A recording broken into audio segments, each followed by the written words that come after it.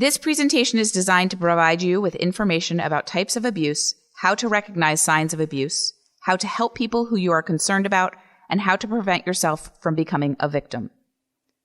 By the end of this presentation, you will be able to 1. Define types of abuse. 2. Understand and recognize the signs of abuse. 3. Understand the impact of abuse. 4. Identify support people and community resources an abused person can access for help. 5. Describe what an abused person can do to disclose the abuse.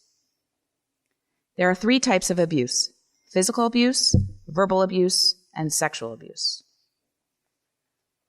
While different, each of these types of abuse is serious and difficult to experience. It is important to remember that no victim is ever responsible or deserving of experiencing abuse. Physical abuse is defined as purposefully injuring a child. Some examples of physical abuse are hitting, kicking, burning, biting, hair pulling, choking, throwing, shoving, whipping, or any physical act that causes injury. Emotional and verbal abuse is defined as harming a child's mental and social development, causing severe emotional harm, regular and consistent belittling, threats, name-calling, labeling, or ridiculing. Typically, emotional abuse doesn't leave physical scars, but it is hurtful and the effects can last a lifetime. Some examples of emotional and verbal abuse are rejecting, ignoring, shaming, threatening, humiliating, mocking, and or telling a child that he or she is unwanted or unloved. Sexual abuse is defined as using, persuading, or forcing a child to engage in sexual acts or imitate sexual acts.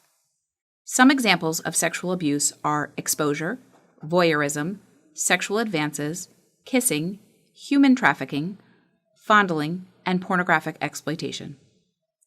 Abuse is probably more common than you think. In fact, 1 out of 10 kids will be sexually abused before their 18th birthday. In order to prevent or stop abuse from occurring, we have to know what it looks like. Oftentimes, victims of sexual abuse experience grooming. Grooming is when someone builds an emotional connection with a child to gain their trust for the purposes of sexual abuse, sexual exploitation, or trafficking.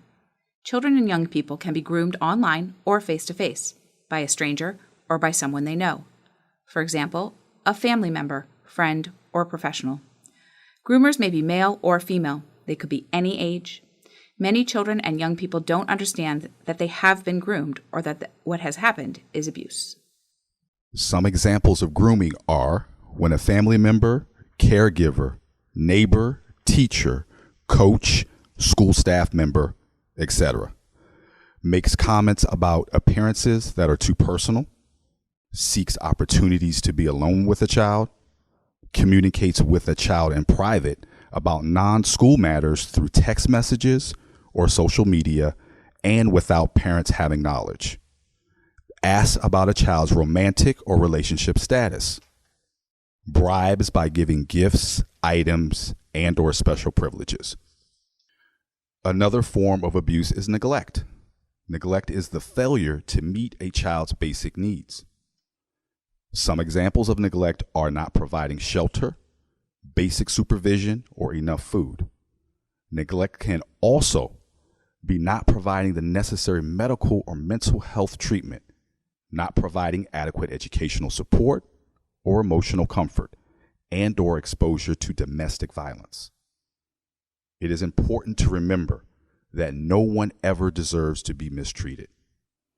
If you or someone you know is showing warning signs of any type of abuse, immediately go to a trusted adult. There are many warning signs of possible abuse. A classmate or friend may tell you they feel depressed and alone. You might notice changes in someone's eating and or sleeping habits.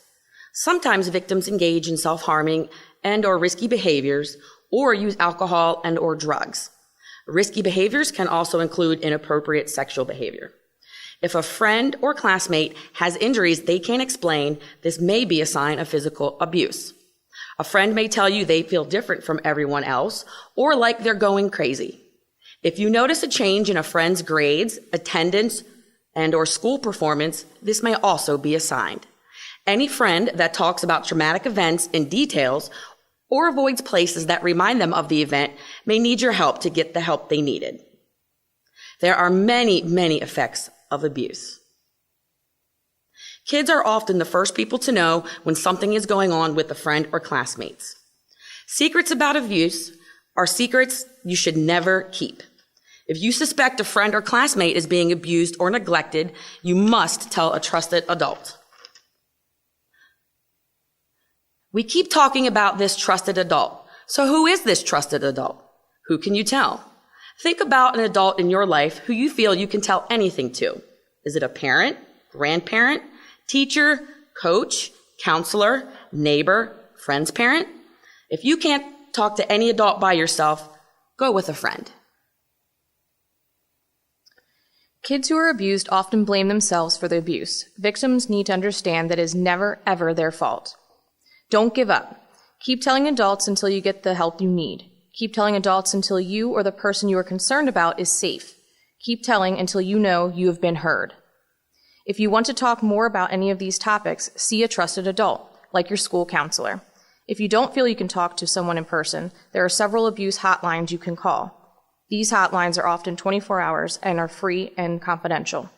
We all have a responsibility for keeping one another safe. Think about the power you have to make a difference and the positive impact you could have.